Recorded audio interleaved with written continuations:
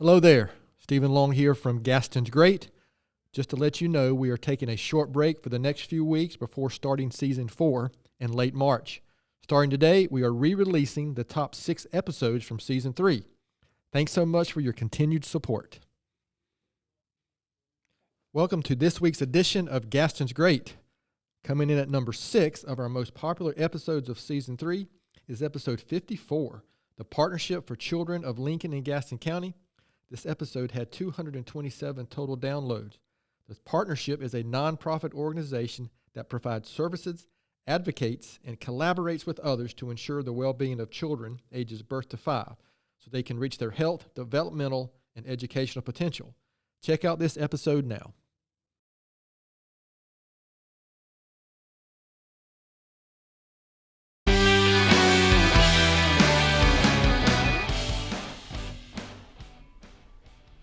Hello, Gaston County. Welcome to episode number 54 of Gaston's Great, a podcast that has some loud intro music this week, a podcast highlighting some of the great things happening in and around Gaston County.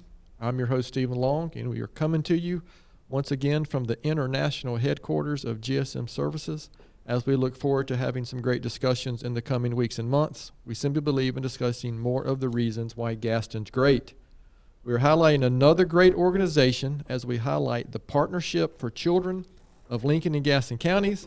We have Karen Anzola with us today, who is the Executive Director of the organization. Karen, it's great to have you on, and welcome to the podcast. Thank you, Stephen. It's great to be here. So we're going to get right to it. So if you don't mind, just kind of tell us a little bit about yourself, anything that you would like to share, and then we'll really get into the partnership. Sounds great. So, yes, I'm Karen Anzola. I have been with the partnership for 5 years in my role as executive director for the last year and a few months. I'm certainly privileged to be a part of a fine organization such as the partnership. I am married to a gentleman who is originally from Colombia, South America, my husband Carlos. Okay. And we have 2 daughters, Diana and Carolina. And Carlos actually works over at Caremont Medical Center. So while we don't live in Gaston County, we both work here and enjoy what we're doing.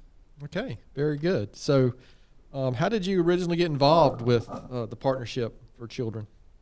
I got involved with the Partnership for Children through actually a friend of mine, Dr. Eileen Yance, who is the Early Childhood Program chair and instructor at Gaston College, Dallas campus. And we got to know each other through church and worked together on some early literacy initiatives. And she happened to say, hey, they've got a job that I think you would be really great for.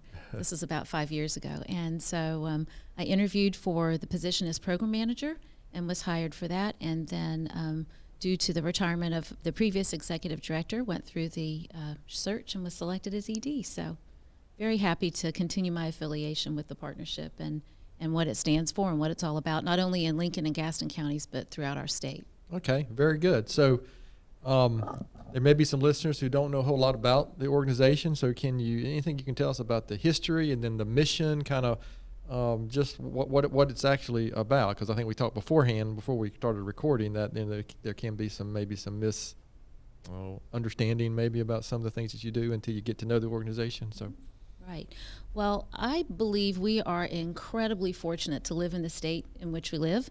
North Carolina, particularly under the guidance of then Governor Jim Hunt back in the early 1990s, really took great care to be sure that we were investing in our youngest community members, that we were investing in the creation of high-quality early care and education in our state. And so in 1992, the funding became available for what we now know as our Smart Start Network.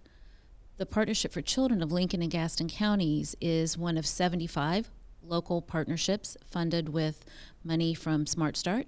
Okay. And we incorporated in 1997, so we're celebrating 25 years this year. Okay, very good. Yes, very excited. And our funding goes through several initiatives that ultimately support young children and families through programs, whether they be direct service providers or whether they're in-house programs. And we make it our mission to be sure that we lead, advocate, and collaborate with others to be sure that young children have what they need to thrive in our community and beyond. Okay, so very good. So that's 25 years of any organization like this or a company or anything, frankly, is exciting. So I appreciate you sharing that little bit of history. So kind of, obviously, this is probably the biggest question. What are some of the initiatives? What are you doing on a week-to-week, month-to-month basis? So just kind of, describe to our listeners what are the things that you guys are doing. Well, I think it's easy for some who are not familiar with the partnership to think that we provide child care services, Right. that we provide those kinds of direct services, which is not what we do. However, we do provide lots of support, technical assistance, and training to licensed child care facilities in our county, to the 91 that are out there in Gaston County. And we also focus on health prevention, health promotion and prevention through the funding of child care health consultants. When we talk about early care and education and our mission to ensure high quality care, that takes lots of different forms. So we invest quite a bit of our Smart Start funding in ensuring that our child care providers either enhance their services or maintain their services so that they remain high quality. We do that through the state star-rated licensing system, as well as other means of support. But we have technical assistants that work directly, feet on the ground, with licensed providers to be sure that they have what they need to offer the highest to our youngest citizens. All right. So are there any specific, so you're working with other organizations or child care type, again, I guess indirectly maybe, is that a good way to describe it? What about initiative or things that your organization specifically doing? I mean, I'm familiar with a couple that our company has been involved with, but some of the things that you're doing here specifically, maybe in Gaston County, or some events, maybe that's a better way to describe it. So, well, one of our hallmark activities is early literacy. Okay. And so we have several early literacy initiatives that we support. One is through our organization. It's called Boogie with Book Events in the Park. Okay. It's been a little while since we've had an in-person event. I think our last one was in Stowe Park. And it's a time for us to come together and to, with the help of volunteers and our direct service providers, to provide families with a chance to learn more about what early literacy is all about. And we give out free books. We have story times, face painting, line dancing, popcorn, you name it. It's just a really wonderful afternoon for parents to come out for some free family fun. We also invest in another program called Reach Out and Read. And Reach Out and Read is an evidence-based program that was started by two pediatricians who were really committed to making early literacy a part of their well child visits. Okay. And so what happens in that program is that we are funded, we were initially funded to provide books 6 months to 5 years. And so children got free books at every well child visit for a total of 10. Just recently, we reached back out to our partners with Reach Out and Read Carolinas and said, we're ready to expand. We're ready to reach back to birth. So we provide 14 books over the course of a child's first well child visits from birth to age 5 in the pediatric setting. And as part of that well child visit, the pediatricians look for things like left to right orientation, does a child hold a book, appropriately turn pages. So that's very exciting because that expansion down to birth is something that will continue to happen statewide. We happen to be an early adopter of that. And then lastly, we partner very closely with United Way of Gaston County. Okay. United Way of Gaston County has been the Dolly Parton Imagination Library affiliate for over 15 years. And the way that program is structured, we have one affiliate per county. So when in 2017, the General Assembly here in North Carolina became huge champions of this effort, so much so that they wanted it expanded to all 100 counties.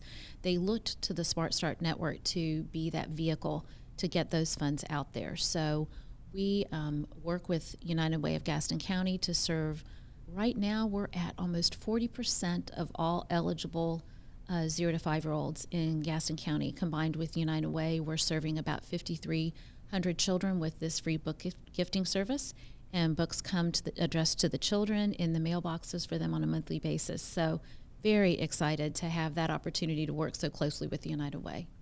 Well, I appreciate you mentioning that, I am currently the past chair of the United Way of Gaston County. So I am personally very familiar with the Dolly Parton Imagination Library and have seen firsthand, how that program works and the impact that it has. You've mentioned this a couple times. You may have mentioned earlier, but am I correct that you're basically targeting your target audience where you're serving is birth to 5 years old? That is correct. Yes. Okay. So this is the question I like, and being with the organization for five years now, can you look back? Are there any specific examples you can think of impactful stories or things that you've seen, whether it's at an event, somebody's come to your office, or just something that you've seen where you're kind of reinforcing what you're doing, and you've seen some impact that it's had with a family, a child, or I'm sure you have probably more than just one or two. One of my favorites, we host an annual event out in Vail at Woodmill Winery called Spooktacular. So we are entering our 14th year and very excited for what we think will be an even bigger and better Spooktacular this October 29th. But one of the first stories or experiences that I had at Spooktacular was when a mom came up to our book gifting table. We give out free books at that event as well. And she said, my little one received her first book at Spooktacular because, the reason we want to do this is to make sure that children have print-rich environments and that they have a love of reading and have books in the home that inspire that. And when that mom said that, and then the little girl came up and said, yes, this was the book I got last year, it spoke volumes. It absolutely spoke volumes. And so those are the kinds of stories that we like to share and certainly like to hear and encourage people to let us know how that is helping them. Certainly, throughout the pandemic, our child care health consultants, and we fund those positions in Lincoln and Gaston counties, have been incredibly helpful in so many ways. While they're continuing to provide direct support to our child care providers in terms of health, safety, and sanitation, we also know that they have been instrumental in answering questions, not only from our child care providers, but from parents as well, and sharing information that's been very helpful as families and child care providers navigate this new terrain, something that we never thought we'd experience in our lifetime. So being able to get information out there about proper hand washing, diapering, sanitation, not only in child care facilities, but how we can make sure this is happening in our homes has been critically important during this particular period in our history. Okay, well, I appreciate you sharing that because, our listeners, it's nice to hear specific examples. And again, I am a little familiar with the Spooktacular event. I think that's something that we've sponsored and been involved with. And I know we've actually had some of our coworkers who have actually been out there with their kids because I've gotten feedback from them, and I know it's a really great event. Looking back on your time at the partnership, in the 5 years since you've been there, how has the organization changed, or was it just dealing with COVID, like so many organizations? I mean, that's kind of been the last few years. It seems like that's the answer we hear often is that was such a big impactful event. But looking back, to where you were 5 years ago to now, I mean, is there anything that stands out for you that? I think that the partnership has grown in several ways, certainly in our ability to streamline what we provide and our ability, like so many others, to, I like to say, punt, because we've had to learn to do business differently, right? When the facilities closed and our technical assistants, who really are like family to so many of the providers, have been such a tremendous support over the last 25 years. When they weren't able to go out to the facilities in person, right, it became really important to think about how we connect and how we can continue to connect and develop those relationships. So providing technical assistance in new ways, using Zoom, using Facebook over, using FaceTime, I should say, over phones, has helped us stay connected and be able to provide those services. I think we've also developed, out of necessity, some deeper relationships with other community partners that have allowed us to be seen as that organization that can convene, can bring people together to talk about what it means to serve young children and families. And while our niche is birth to 5, We know that, children don't exist in a bubble and that they have older siblings. And so how we partner with other organizations that serve older siblings through after school, out of school care has been so critically important.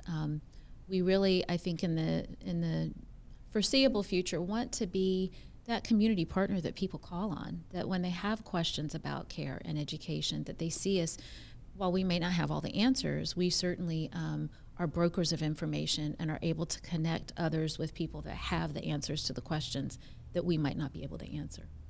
Is this, so your organization, is this something that you see sister organizations, for lack of a better term, in other counties around us, or is this something that's pretty specific to here? Or, I mean, you mentioned a couple of programs maybe that were in all 100 counties, but how does this look relative to the entire state? So we are one of 75 local partnerships through the Smart Start Network. Okay. So when the funding first came into being, they looked at several different ways of reaching all counties with this support. So I mentioned we have 100 counties, we have 75 partnerships. We are one of 14 multi-county partnerships. Okay.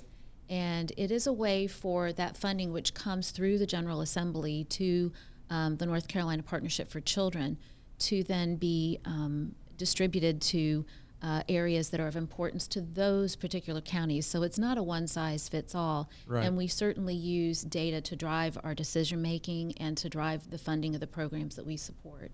So you may have heard of the Catawba County Partnership for Children. Certainly they are colleagues of ours and sponsor similar programs, and yet we all have the autonomy to look at the needs of the community, to meet with those that can help us best determine how to use our funds.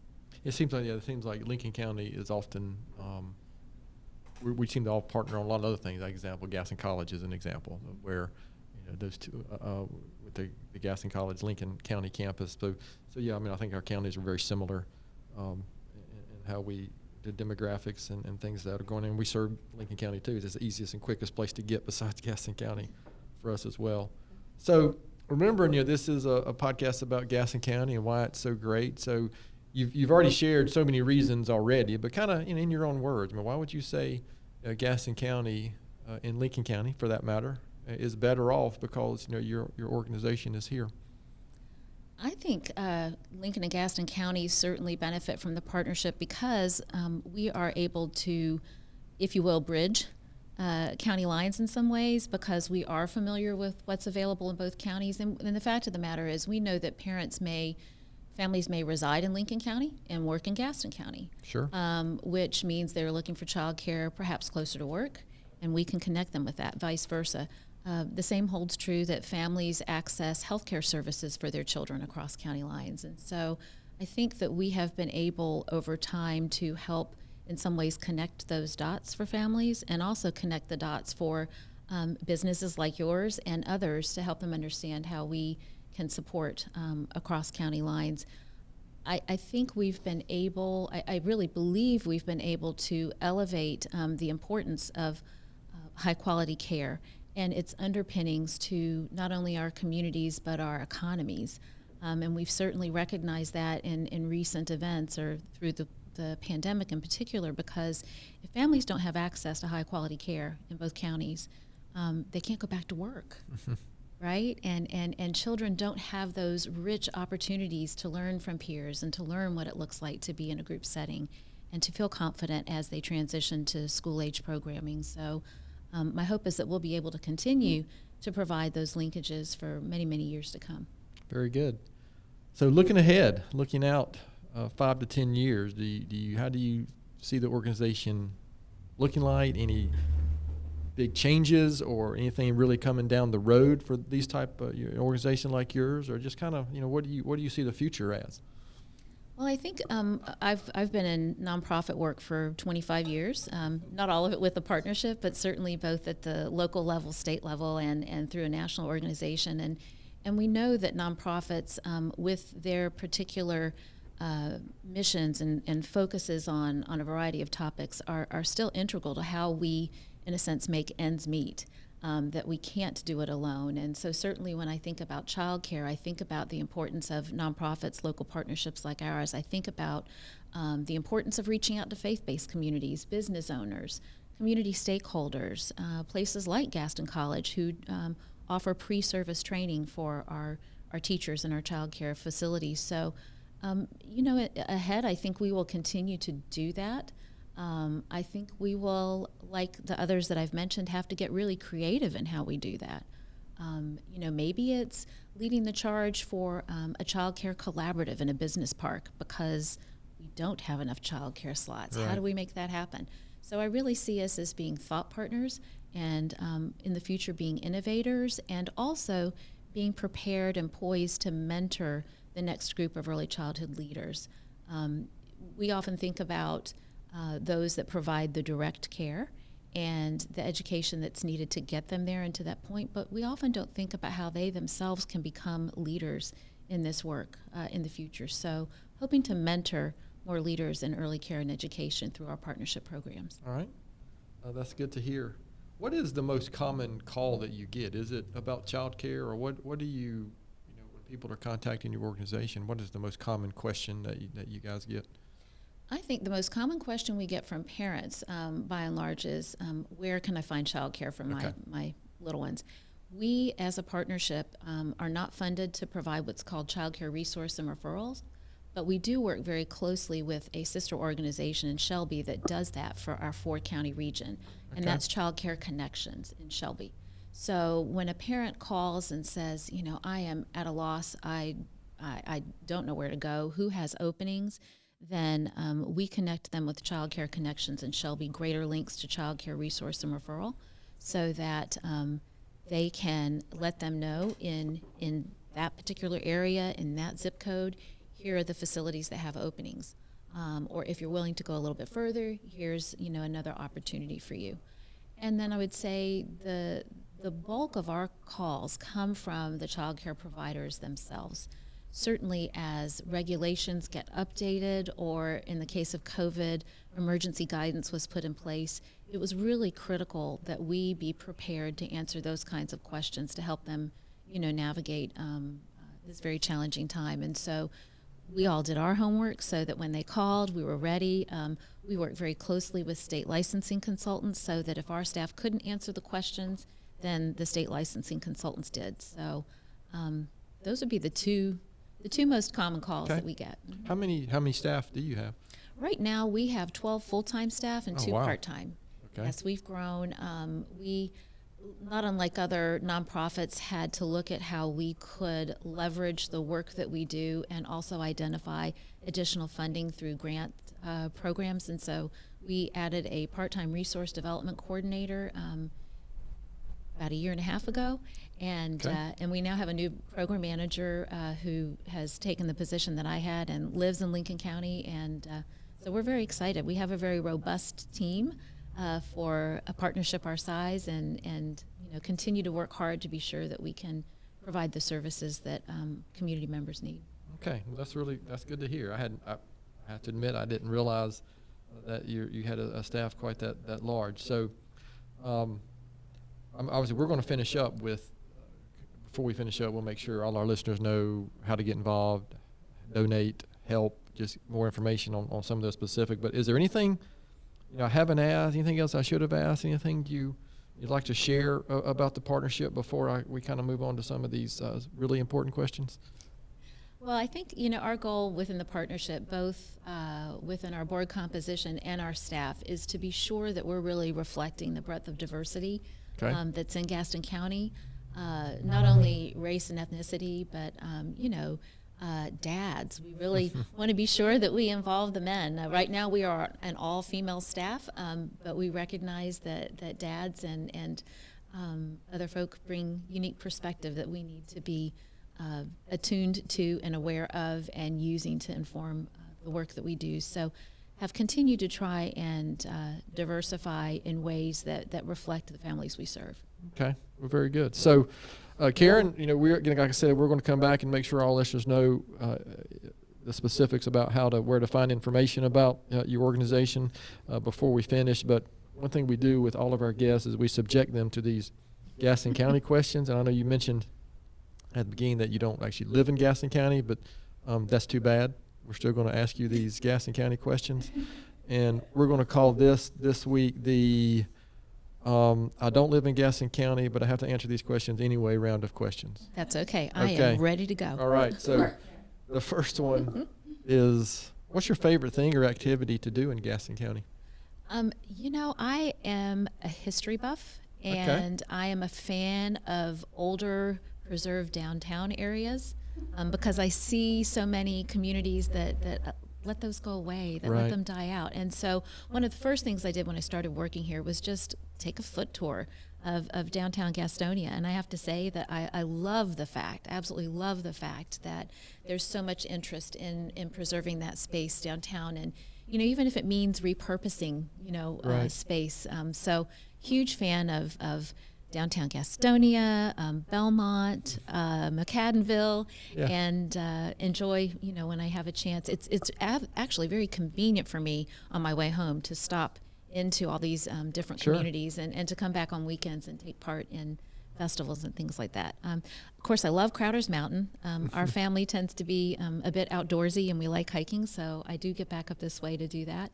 But I have to say, exploring downtown and in those cities that I've named has been a lot of fun. We're kind of unique with the number of municipalities we have here in our county, and there are some nice downtowns. And officially, we were intentional when we moved into the building we're in. We're on Long Avenue, but it's still considered downtown Gastonia. I think we were intentional on that when we decided to stay here, instead of moving east or moving our facility elsewhere. So I appreciate you sharing that. And I think that's 54 episodes. I think that's a first answer for that. Really? So very, very, very well done. Oh, I'm glad. What about a favorite dessert shop or bakery or?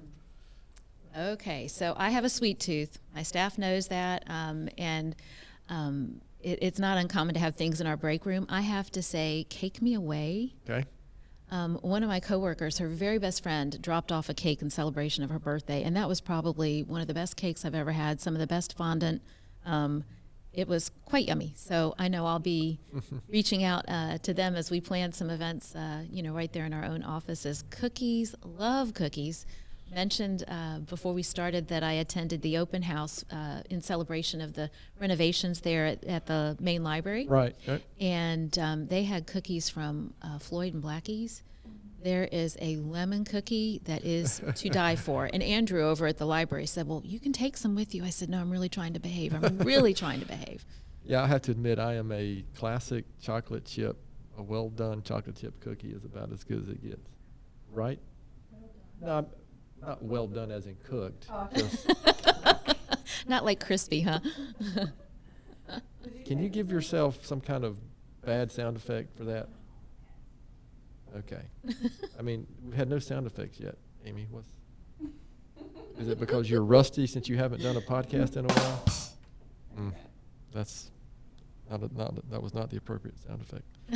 What about the last place you ate in Gaston County, and what did you order?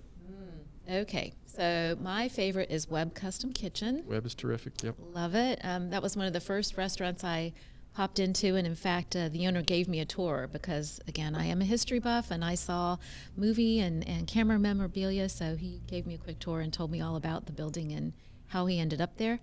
Oh gosh, I like their flatbread pizza. They have a tuna steak that's really good, and it's such a popular spot for me. I have a dear friend who lives in just outside of Greenville, South Carolina. Okay. And so oftentimes she'll come this way to drop family off at the airport, and she'll say, where do you want to meet for lunch? And I'll say, Webb Custom Kitchen.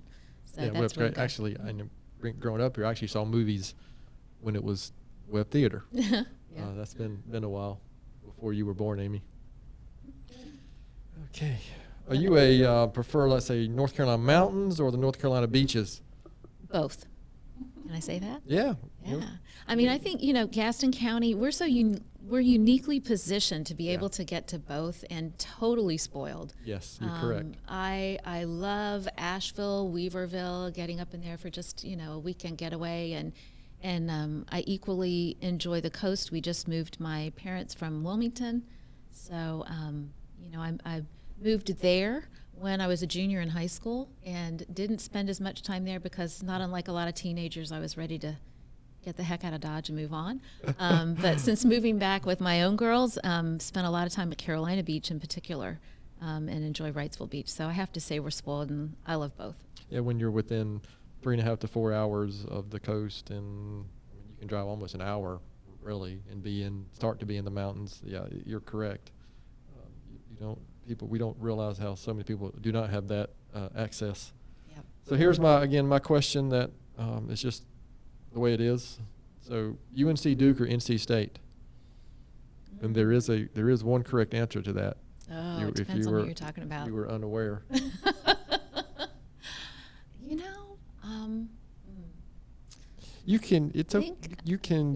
You can put your own answer in if there's if there's another answer that you would prefer. Okay, I'm going to say Vanderbilt. Commodores. No, I mean, I went to grad school at Peabody at Vanderbilt. That's why I threw them in there. Vanderbilt's a great school. It's a great school. They're not always known for their athletics. They are known for their student athletes. They work really hard to get students through their programs. Well, they have a terrific baseball program. Yeah.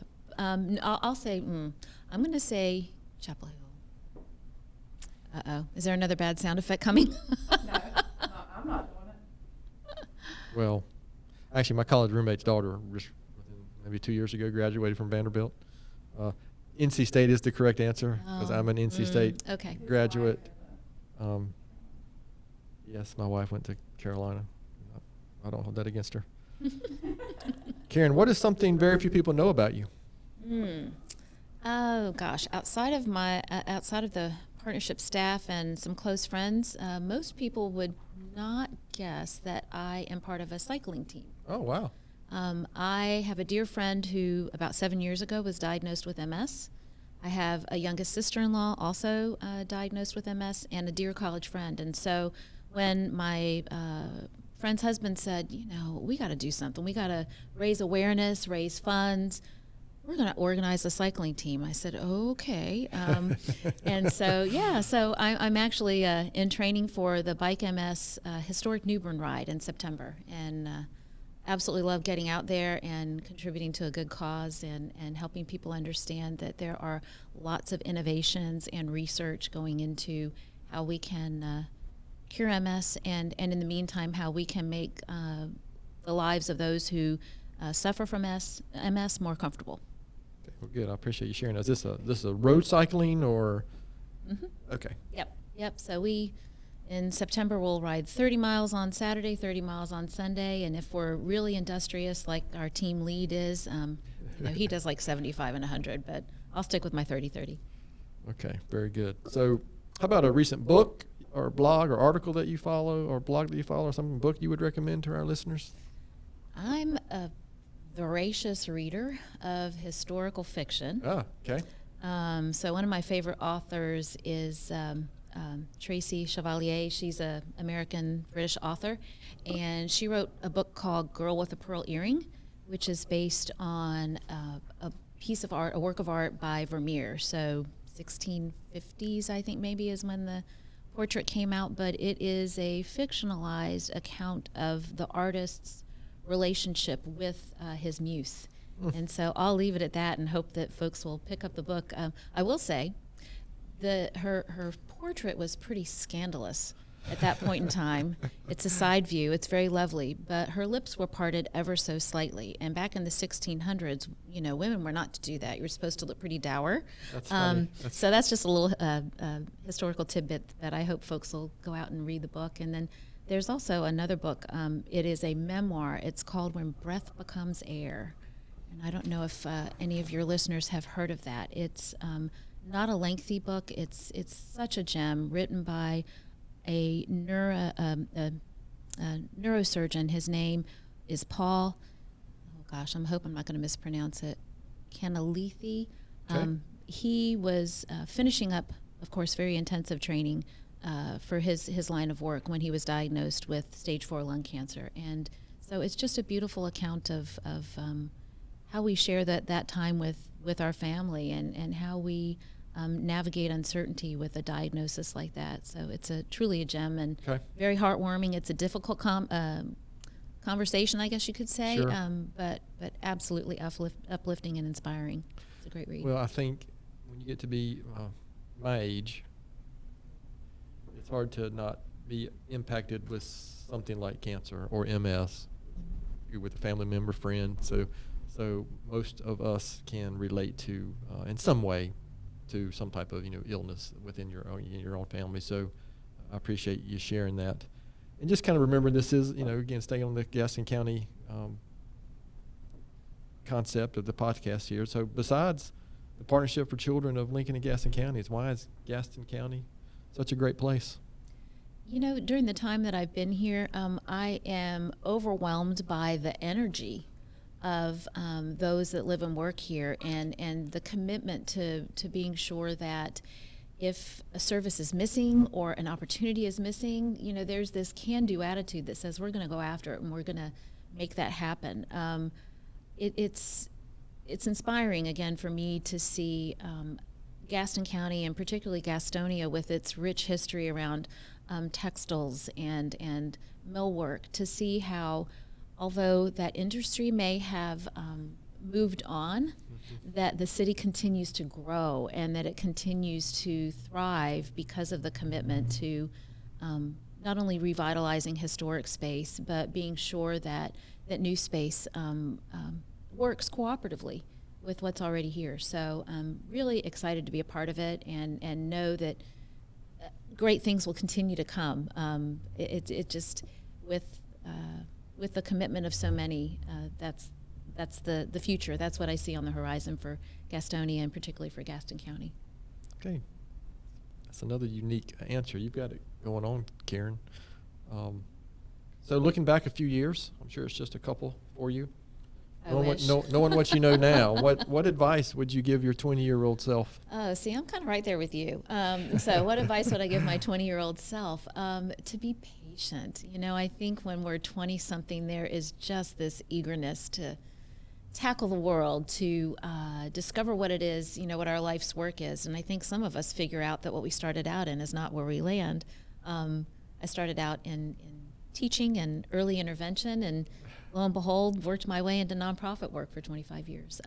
So knowing that where we start isn't necessarily where we end up, and being patient and receptive to that part of the journey is has been a life lesson for me, and a good reminder for me. It's not a straight line like we think it's going to be when we're 20. And, not at all, not at all. Lots of detours sometimes, the decisions that we were making at that time seems such a big life alter. Some of them feel like they're these big life altering things, and they're really not. Yeah.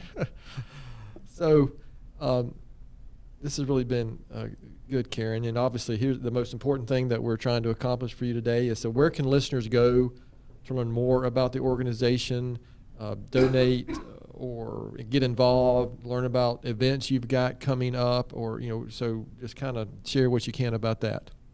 We would be thrilled if folks would go to our website, www.pfclg.org. That is where you'll find more information about our 4 areas of focus. So, early care and education, professional development for folks in our field, family engagement, health promotion, it's all there. And we have information about our community-based events. I will say we also have a new website this year specific to our Spooktacular. Oh, okay. So if folks are interested in learning more about that event, it is free, family friendly, lots of candy for trick-or-treating, booths where families can get more information about programs and services for their kids and families. Did I say lots of candy? I think I did. You did? Free hot dog lunch. Woodmill Winery now has a wonderful outdoor stage, so there's entertainment.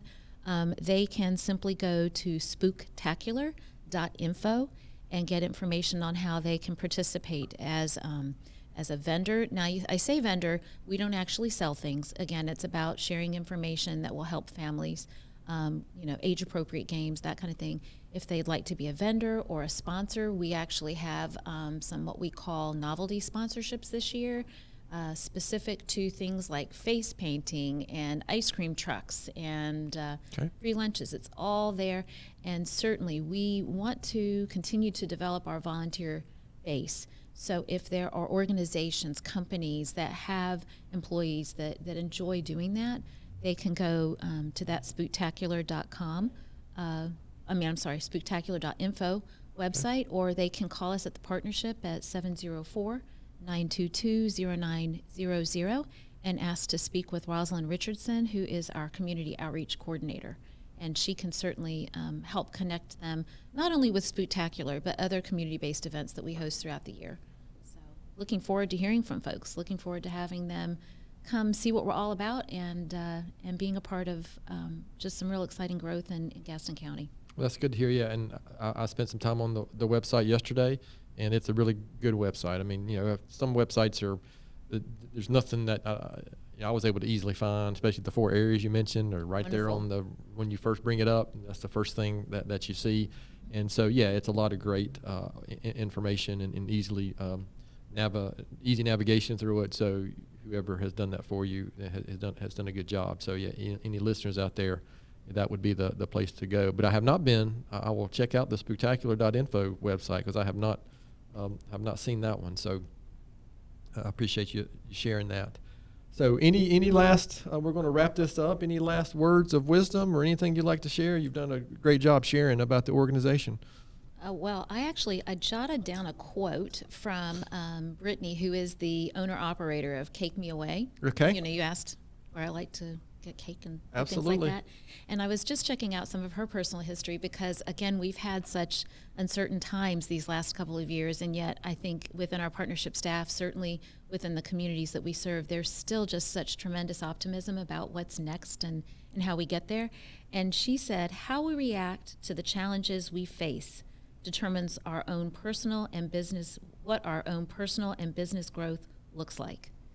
And I think that is one lesson that we continue to learn within the partnership. Certainly it's a personal lesson, and always to the work that you do within GSM is facing things with positivity and with that outlook that allows us to continue to move forward. So just appreciate being here, visiting with you, and having the opportunity to learn more about what GSM does through these podcasts. Well, thank you, Karen. I really appreciate the quote.